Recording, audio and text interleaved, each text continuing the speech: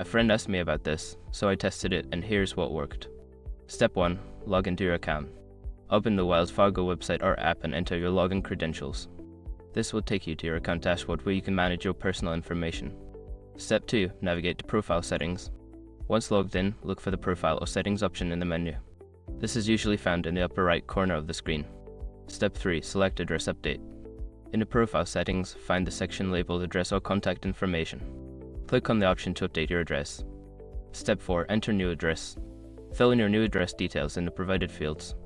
Make sure to double check for any typos, as this can lead to issues with your account. Quick gotcha: if you live in an apartment, ensure you include your unit number to avoid any delivery issues. Step 5. Save changes. After entering your new address, click the Save or Submit button to finalize the update. You should receive a confirmation message once the change is successful. I hope this guide helps you update your address smoothly. If you have any more questions, feel free to ask.